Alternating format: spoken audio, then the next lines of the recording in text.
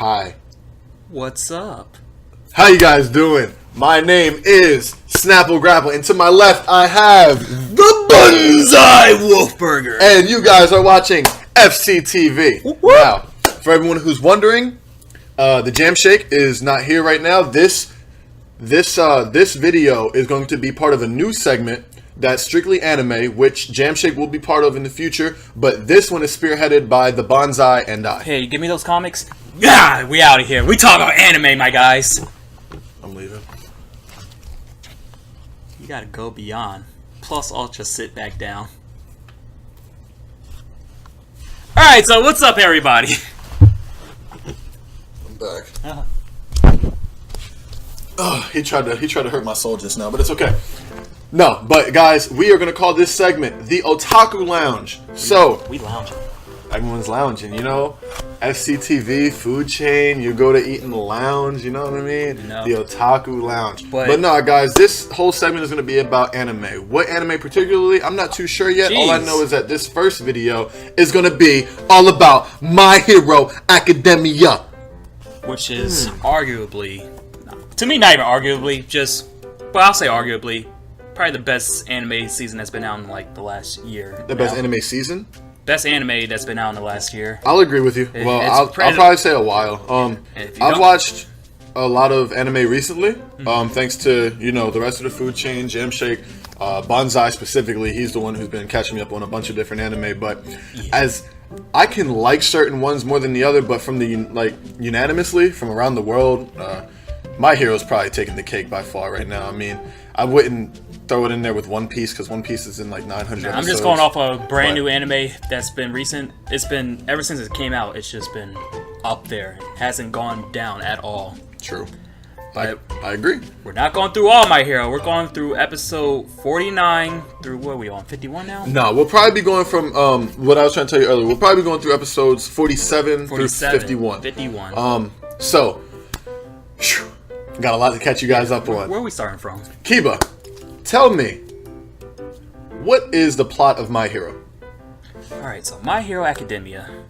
This is a show where in society, there are normal people, but way more than those normal people. There are about like a bunch of people who develop something called a quirk. Okay. Quirks are, for you who watches comics, superpowers. Okay. And most of the population has gotten these quirks and become a superhero and supervillain society. Okay, now people are born with quirks or are they given quirks? They're born with quirks. Okay. But there is one special little person who goes outside of that. Actually, two. Yeah, technically. A multitude. Considering he'd be the fourth? No, Deku would be the eighth holder. The eighth? Yes. I thought he was like the fourth. Holy shit. No, wait. He'd be the ninth. The ninth. If I'm remembering right, All Might's master is the seventh, which would make All Might the eighth. Right. And Deku now technically would be the ninth holder of One for All. Gotcha. Now, real quick, explain One for All. One for All is an accumulation of a strength quirk that's been passed down from generation to generation in order to keep strengthening it. Right. Each time it gets passed on, it grows more. So in that sense, would you... what you're telling me basically is every time One for All gets passed down to the next user, the strength of it surpasses the previous user? It should. Okay. That's and the interesting. main purpose of it is it got... One for All originally came... All for one. One for All, who's the main the master of the main antagonist. And it was a quirk that originally came from him. Okay. He passed it down to his little brother forcefully because he can forcibly give people quirks. Right. And after that, from generation to generation, it went down. Each wielder of One for All is making sure they can defeat All for One. Gotcha. And All Might was supposed to be the person who did that, but he came back, and they had one of the best anime fights of this year. Very true. Handicapped at that. Very, very But true. one of the best handicaps of this year, and we're about to go into that as well. All right, everyone. So we're gonna start with episode 47. We will over time give you guys rundowns, and if you have further questions, throw them in the comment section. Anime heads that are out there that might know more than us, throw something that we missed in there. You know, we had I'm curious on how many holders One for All's had. You know, Banzai says 9. I was told 3 or 4 before. I don't know for sure. So we're gonna look that up, and if you have the answer, pop it on down there. You know, we love hearing from you guys. All of my FCTV comic fans that have been watching me and Jamshake's videos, you guys can come down here, ask questions about anime, whatever the case may be. But for right now, we are going to start with episode 47 of My Hero. And real quick, like you said, we're starting with episode 47. So if you haven't caught up on season 3 yet, these are spoilers. Yeah, these are a lot of spoilers. A lot, and these are very impactful spoilers of season 3. Yeah, yeah. So if you don't mind, a lot of shit goes down. Continue, but if you do mind, get off! Basically, if you don't want spoilers for this show, just turn it off right now. Go hit Crunchyroll, Funimation, even Hulu. Support the anime community. Yeah, absolutely. Go check this show out, you know what I mean? Catch up for yourself, and then you guys can come back and watch our videos and let us know what you think. You know, it's the same concept as the comic series. You know, there's people who want to know, there's people who don't want to know. Go figure it out for yourself, then come back to us. If you don't care, we're about to give you all the information that you need to know. So, let's jump into it. Episode 47. If I remember correctly, episode 47 pretty much starts with the capture and the capture of a character named Bakugo. Kiba, explain a little bit about Bakugo. Bakugo is explosive, and not just quirk-wise. His personality is quite explosive too. Arguably, well, not arguably, he's the biggest dick in the show. There's a lot of people who dislike him for his personality, which is funny because Bakugo's my third favorite character in the whole show. He has more main character priorities than Deku. I mean, you're not wrong. It doesn't give him a reason to be Bakugo. A dick. But yeah, Bakugo's main beef is with Deku, because Deku had no quirk, got one for all, and now he's all of a sudden better than Bakugo. Bakugo doesn't like that. Right. So even though he was a dick before that, but now he's more of a dick. Now I'm gonna interject real quick. The biggest beef comes from, if I remember correctly, the fact that Bakugo feels as though Deku lied to him. Deku grew up without a quirk, or so he says, and he did. Us as the viewers, we know he did. We know he was born without a quirk, at least from what we see. I am one of the people who theorize that Deku does have a quirk, and we just haven't seen it yet because he doesn't know what it is yet. I think if it ever shows up, it'll be later in the seasons, when something crazy happens and it needs something outside of One for All to fit the scenario, whatever the case may be.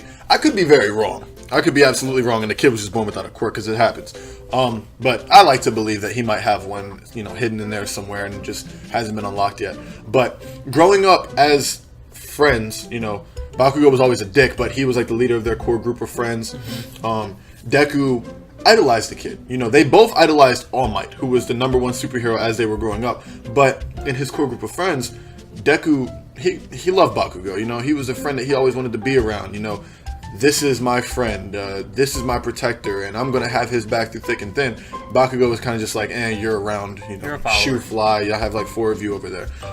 So yeah, he was always a dick. Yeah, he was always an asshole. But I think the biggest fuel for the current issues he has with Deku is because Bakugo grew up understanding that Deku didn't have a quirk at all. So out of nowhere, like Banzai said, he acquires this One for All quirk, which no one knows about, by the way. I learned this when I first got into My Hero. I had to ask these guys. No one knew.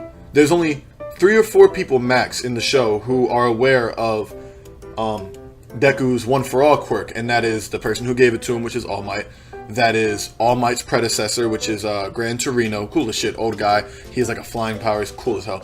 And then there is Recovery Girl, who's this sweet old lady who's her quirk is literally she kisses your boo boo, and depending on how much power you have, that dictates how much healing she can do. And I think it's such a cool ass concept. And I think Principal Nezu knows as well. Oh, does he? I believe he does. So little mouse character. His quirk is that he's a super genius. So he's the smartest person in the show, and he's the principal of the school. So it would make sense that he knows about the quirk as well. But that's where the biggest beef comes from, if I'm not mistaken. The fact that, like Banzai said, out of nowhere, now Deku's just powerful. He's zooming through these tests. He's doing things that Bakugo doesn't know him for doing. You know what I mean?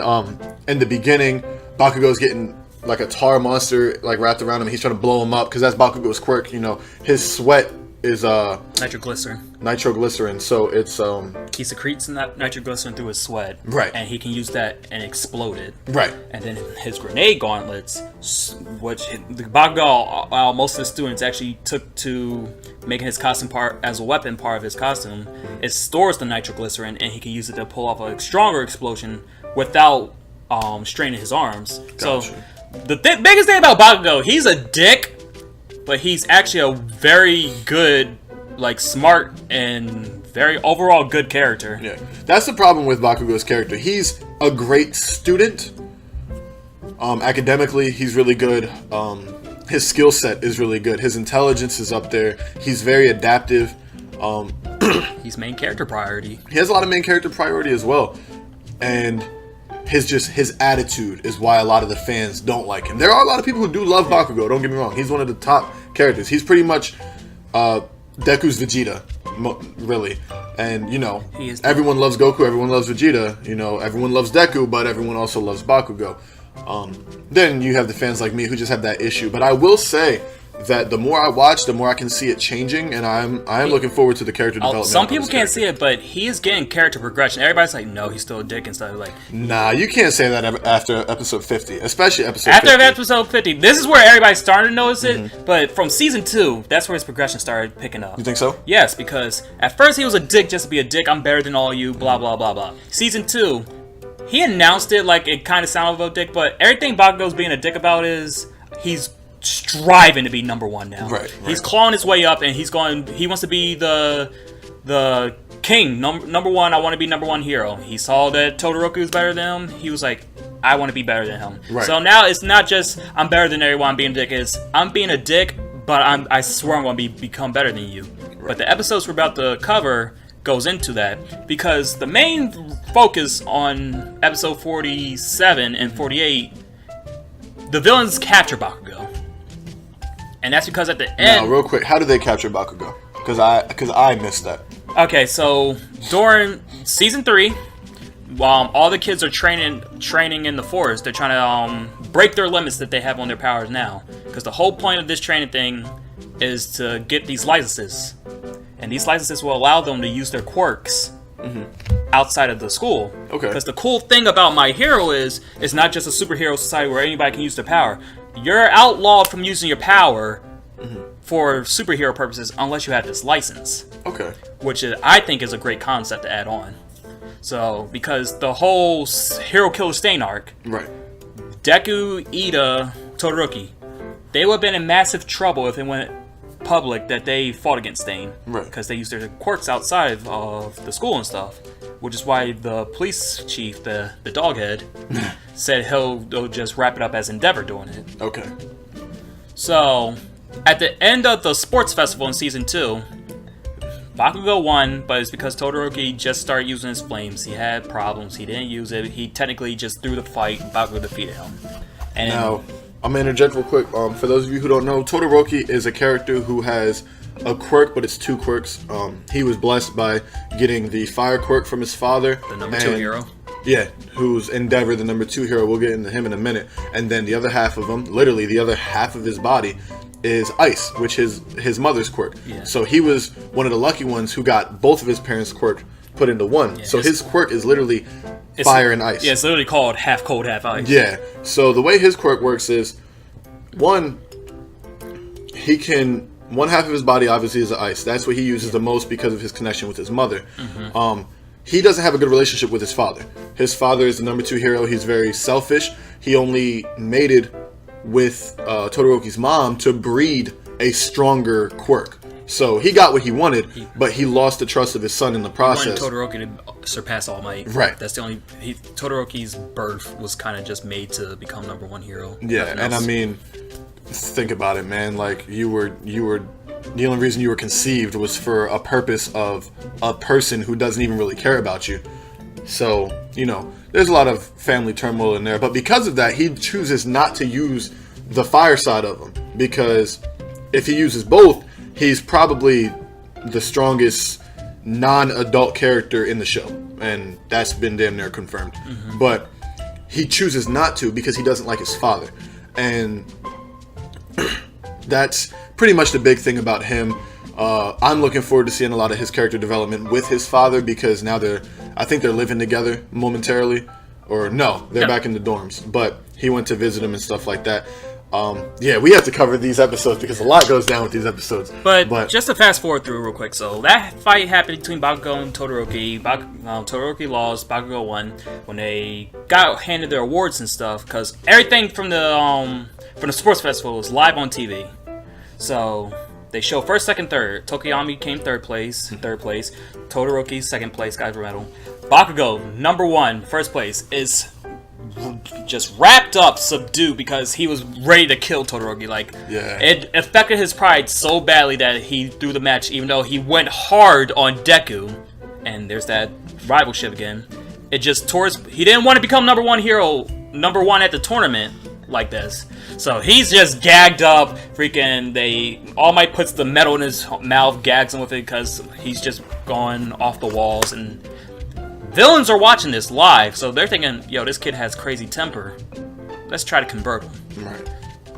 So fast forward to the forest training, they're trying to straighten their quirk and make sure they can get these provisional license when they come out. It would be a good thing, but the villains attack during this, which is one of the first rise in actions of Season 3. And you have villains attacking all the students while they're already tired from this training. So in the course of all that, they happen to snatch Bakugo up.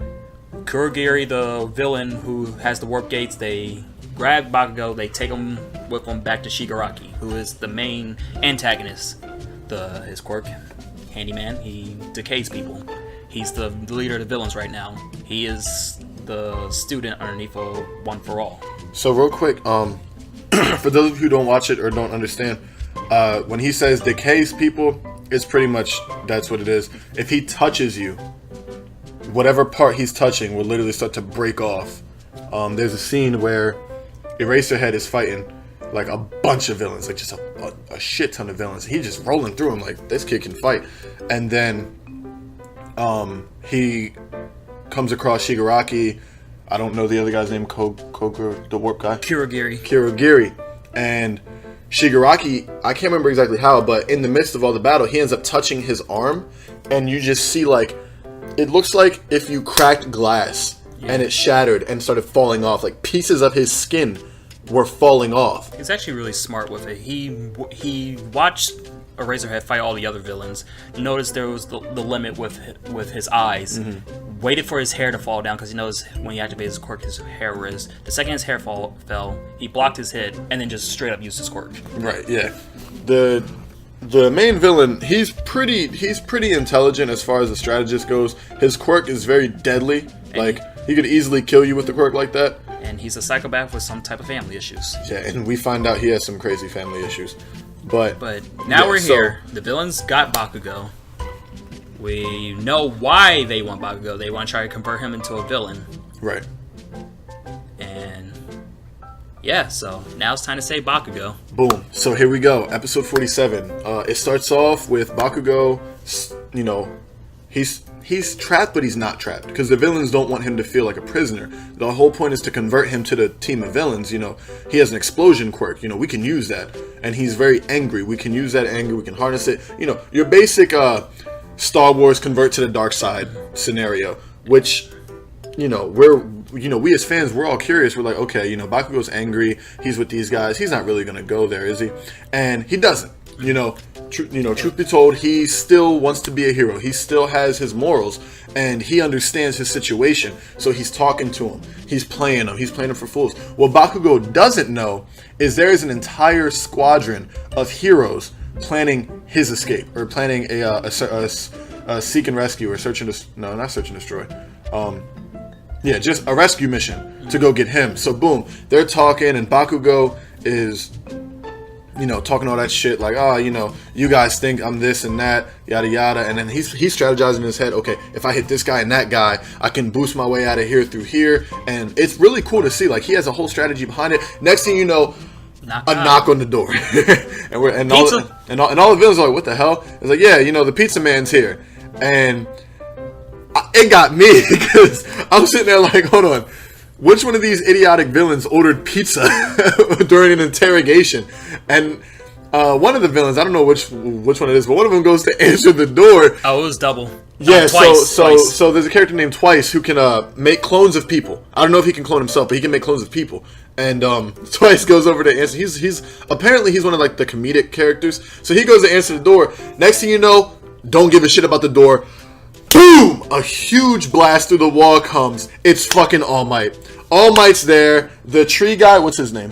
Kamoy Woods. Kamoy Woods. He's like hanging from like the hole that All Might blew, and he like shoots his arm out, and he is like a tree. So it's like Groot. If you know Groot, you can think of what Groot can do, and he spreads his arm to all these different tree branches, and incapacitates every villain there. Villains in that instance. Every villain there is just immediately incapacitated. Then there's this other top hero named Headshot. Is that who you think about? Headshot, the one who's like a needle. Yeah. Okay, so then this guy, he can make himself like paper thin, and like he was the one knocking on the door, so he just like slides through the door, and he uses his like needle thin finger. Because Kurogiri, the villain, the Warp Gate villain, was about to get all of them out of there. Yeah. So he like stabbed him in his neck or something and just hit his nervous system so that he was just unconscious. You say he messed with the insides, which sounds so disturbing. Yeah, it was kind of weird.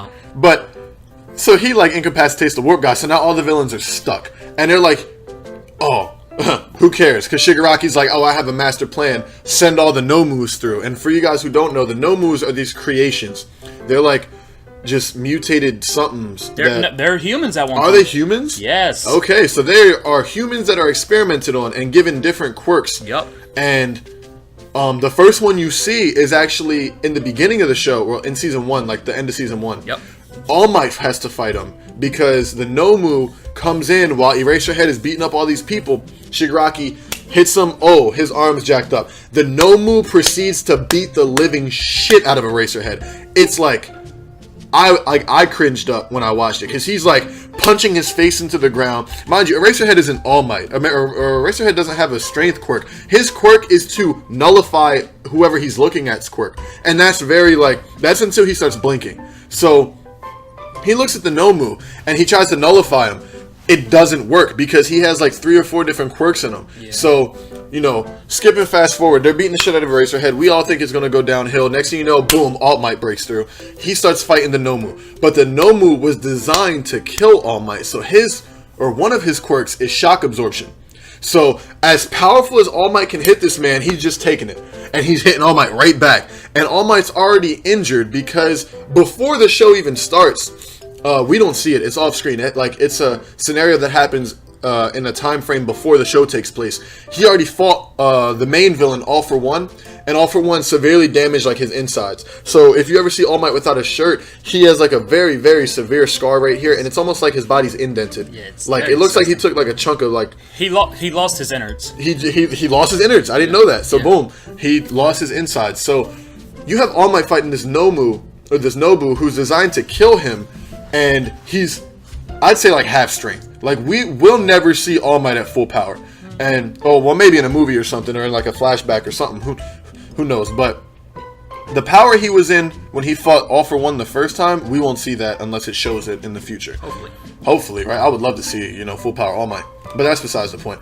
Anyway, that was just to show you guys the level of difficulty the Nomu presents. You have to understand, All Might is the strongest hero in the show, hands down. He's number 1 by far, and you see that. The symbol of peace. He is the symbol of peace. He's the number 1 hero. He has arguably the strongest physical quirk, and he's fighting the Nomu, who has another very physical based quirk in him, alongside a shock absorption quirk, which is designed to nullify All Might's hardest hits. But it doesn't matter because in that fight, All Might starts to understand that shock absorption is not shock nullification.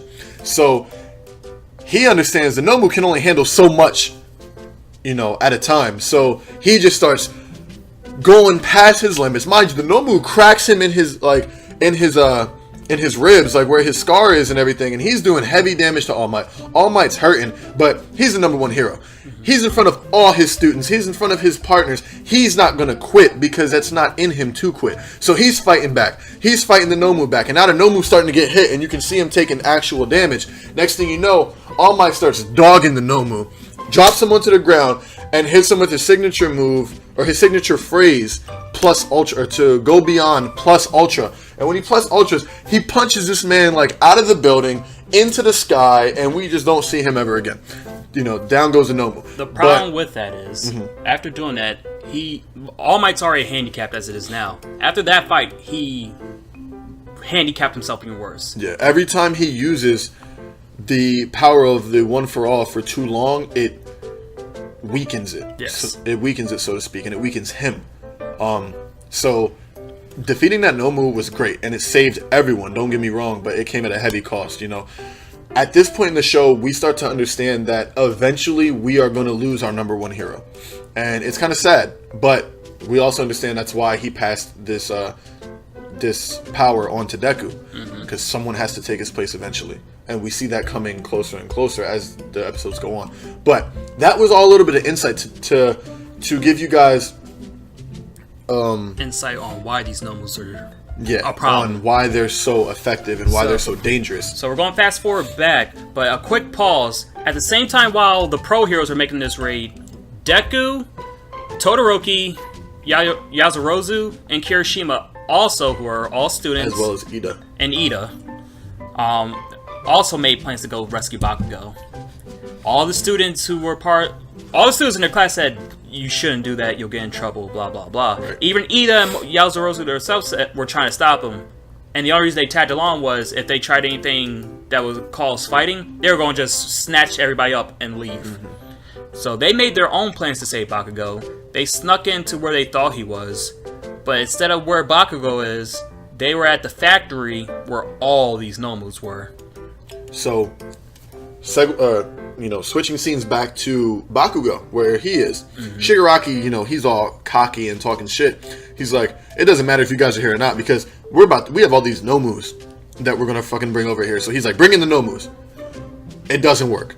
The heroes are on their shit, because alongside the squad with All Might that you have, trying to rescue Bakugo and incapacitating all these villains, you have a whole nother section of equally top heroes nullifying every Nomu.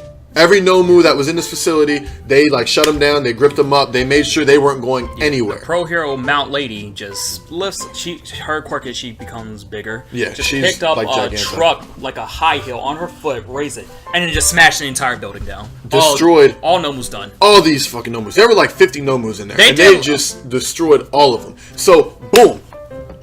Rescue mission, we got this. The kids didn't even really have to do anything because the pro heroes are here. They spearhead the crap out of this, and it was just a very, very well executed plan. And we as viewers were like, "Ooh, yes, we got this. We're in there."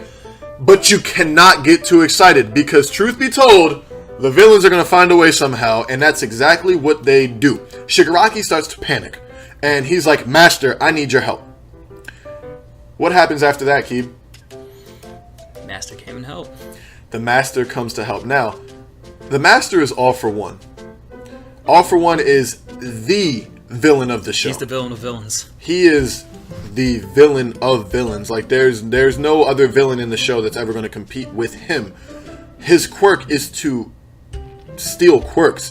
The guy has so many quirks in his arsenal that we don't even know all of them. The only thing he doesn't have, or didn't have at the time, was a recovery quirk, because just like All Might from their fight, he's handicapped. Like, he has no eyes, he has to wear a respirator and everything. Yeah, I found out watching this fight from Banzai that All Might could have killed him in their first fight. He almost did. He was going for it. And he just happened to survive, and he was recovering ever since. But this guy's quirks are insane. First of all, you don't even see him. The first thing you see when we think we've tasted victory, the fucking Nomus. boom, out of nowhere, not through what's his name? Kirigiri. Not through Kirigiri. You know, he's still unconscious. We see this little wormhole open up, and like 10 different Nomus come in, and All Might is like, oh my god, there's Nomus. How is this possible? You know, we had a whole team set up over there. Boom, so they're fighting the Nomus. Next thing you know, Bakugo and all the villains disappear through the same wormhole. No, they throw up a liquid. Do they? Yes. Like, literally what happens is a liquid just pukes out their mouth. Yuck. And the second that happens, everybody's like, what's going on? And that liquid turns to a warp gate and sucks them out. Oh, so the tar throw up was the warp gate. Mm-hmm. Well, there you go. There's and then the second that happens, puke gate, whatever. The second that happens, Bakugo is in the villain's hands. He's gone. One of the most emotional lines. You just hear All Might just yell, "No!" And he was sitting there. He was just like failure. Like he had his student in the palm of his hands to save him. And then this wormhole opens up. He reaches out for him, and he's gone before he could grab him. Mm-hmm. Immediately, like, it's just... He's pissed. Like, All Might is furious now. Now you got all these Nomus distracting all the pro heroes. You have Endeavor and the police force fighting off these Nomus. So let's just take a break from this scene and shoot back to the Nomu facility, which we thought was under control. And destroyed. And that's what wrap up episode 47.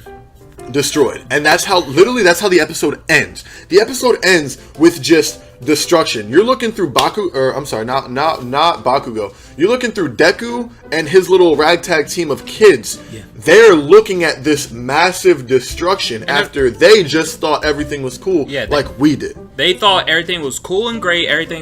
They're leaving now. They're thinking, all right, the heroes had this done. We should never came.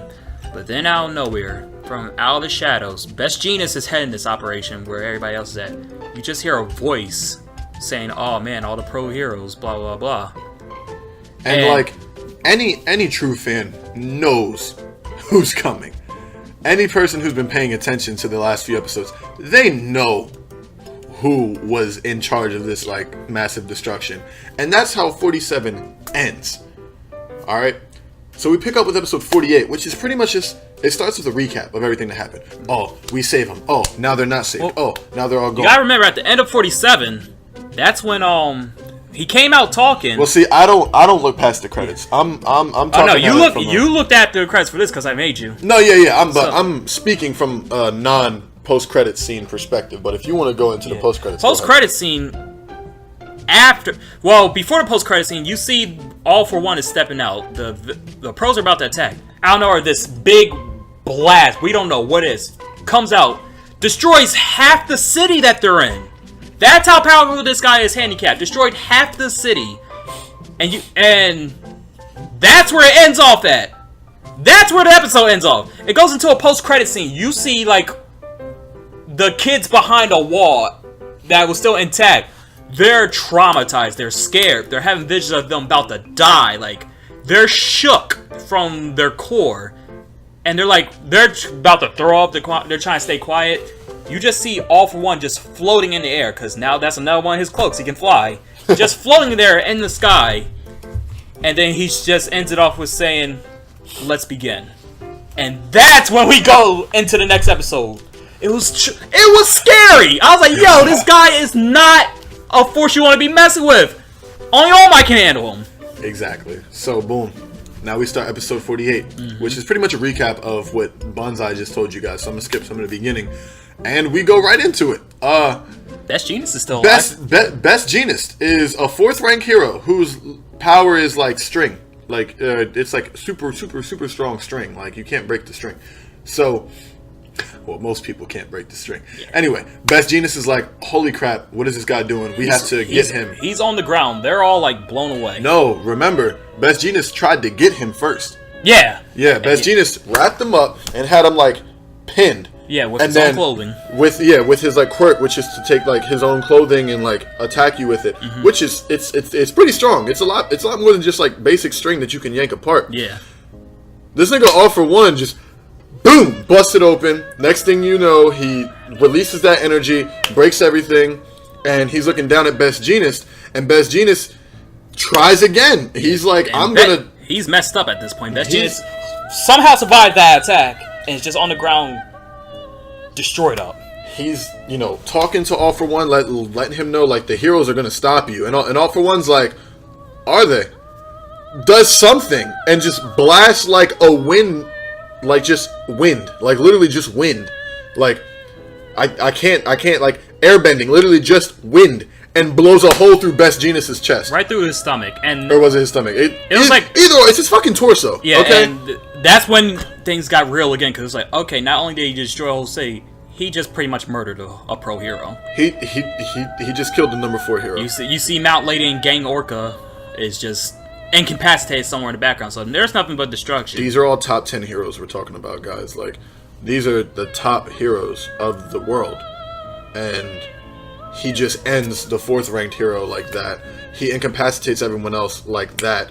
Next thing you know, Deku and them are like stunned. They're like Banzai said, they're traumatized. They are absolutely scared. They want to survive. They want to stay quiet. They want to get out here. But then in that moment when they're trying to stay quiet and things, all the villains in Bakugo appear. Yeah. Every villain appears where All For One is, because that tar portal led them there.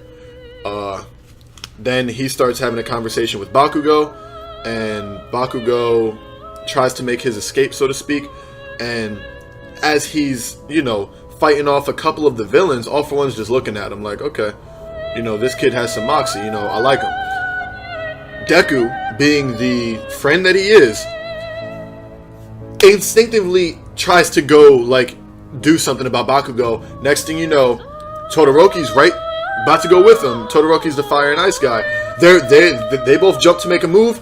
Ida reaches across and grabs them. Like, he's just like, don't go anywhere. Like, no one can speak, because if anyone speaks, they're going to be heard. And everyone's so scared. And they just watched some of the top heroes get beat the hell out of. Half their city get destroyed, and one of the top heroes die.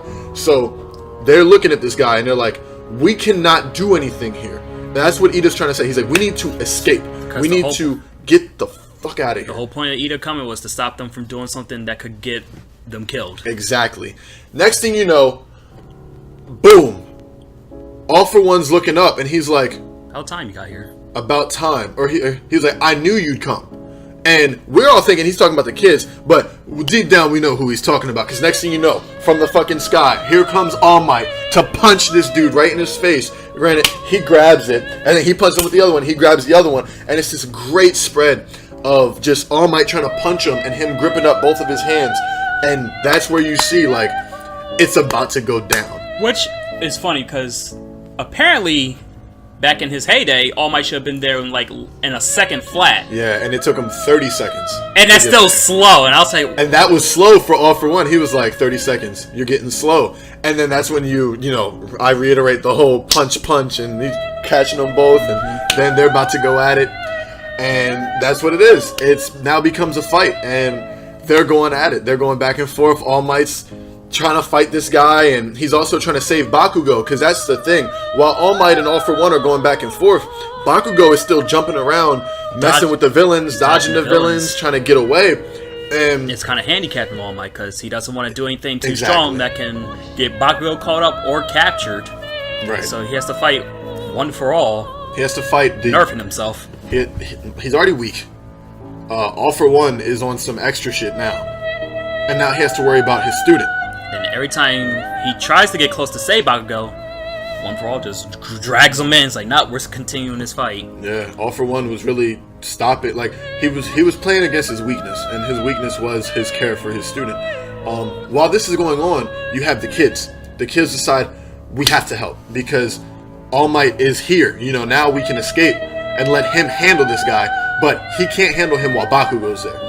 And mind you, nobody knows the kids are here. Yeah. No one knows the kids are here. Not All Might, not Bakugo, and from what we see now, not even All For One. No one, none of the heroes, the principals, the kids did this. This was the op that they did all on their own without anyone's permission. So they devised this cool plan that Deku chose Kirishima to spearhead.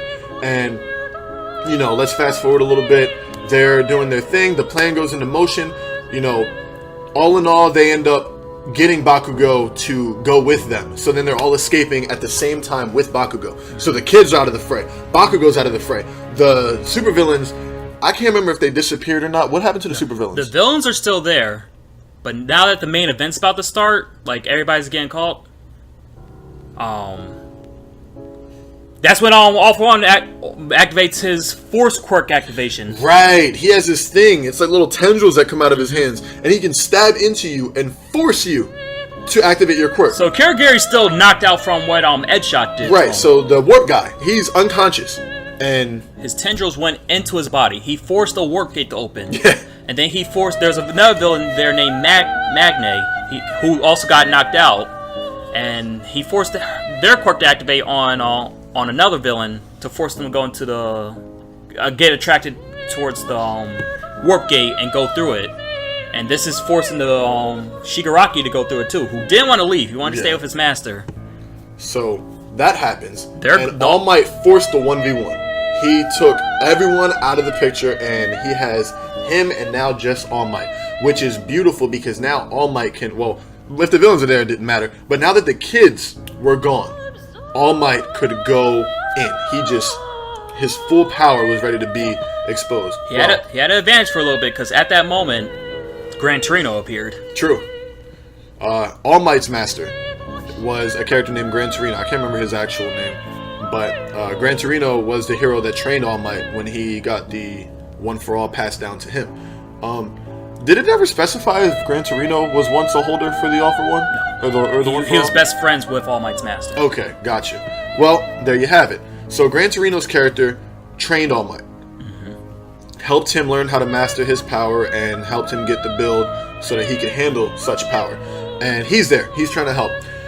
This motherfucker, All For One, is just a savage. This dude, All For One, he is fighting both of them. And next thing you know, somewhere in the fight, he incapacitates Gran Torino. And All Might goes to crack All For One. He does a warp thing and puts Gran Torino's face in front of the fist. And All Might ends up cracking Gran Torino. And I was like, oh my god, that old man is dead. Yeah, but everybody's like, that old man's dead. And now, he didn't die. Yeah. But just good, like the savagery. Like, really, he really made him crack his own master. Oh my god, that was ridiculous. I was shook. The devil was shook. Your mom was shook. So, no, I'm joking. But, but it was crazy because All Might is strong as hell, and he cracked this man, and then he was like, oh my god. But during the fight, All Might realizes he's kind of losing because every move he throws, All For One kind of has like an answer for it. And All For One, and he still has Gran Torino as a shield, has these like perks things that can boost his body. He makes a combination. So this is how intellectual he is. He has all these quirks, but he makes different combinations to use against All Might. So he made like, what was it? It was like, he had like a speed boost times 2, strength times 4. He had the thing the normal had. I think he had like some type of rebound quirk. And he just put all this into one arm. And he made this quirk just to go against All Might. Yeah, he spent a long time like picking which pieces would be best fit to combat All Might's power, and he did it. His arm grew like this huge. Like it was like, if this is my arm, right, and this is All For One's arm, and then just gets that fucking big. Yeah. His body stayed the same, but his arm got huge. And at this point in the fight, All Might is like losing. Yeah, he finally got Gran Torino away. He punched and then hurry up, grabbed Gran Torino, threw him out of the fray, and they start going at it again. But then One for All still All For One taking advantage. All Might thought he was good, but there was a woman trapped in the wreckage behind him from when he originally blew the city up. There's still people in the area, and now All Might has to protect her now too, and he's just taking advantage of it. So now All Might's in the same predicament he was in with Bakugo. He has to protect someone while fighting this guy off. What happens next? Actually, I think we're in episode 49 now. Oh, okay. So we're in episode 49. This is all going down. Gotcha. This is when we start getting the background story of All Might's master. We're finding out because he keeps taunting her like, you're weak, you're blah blah blah like your master, trying to egg All Might to be angry and to fight reckless. Gran Torino's in the background like, you can't fall for that. This is how he got you the first time you guys fought. Right. So that's all going on. And then after a little bit of finally thinking, All Might's just like, you know what, you're right. I'm not gonna let him get me into that. And All For One then is just like, I'm not gonna let you drag me into that. And then the villain drops the biggest bomb ever. That Tomura Shigaraki, the villain, the DK man himself, is actually All Might's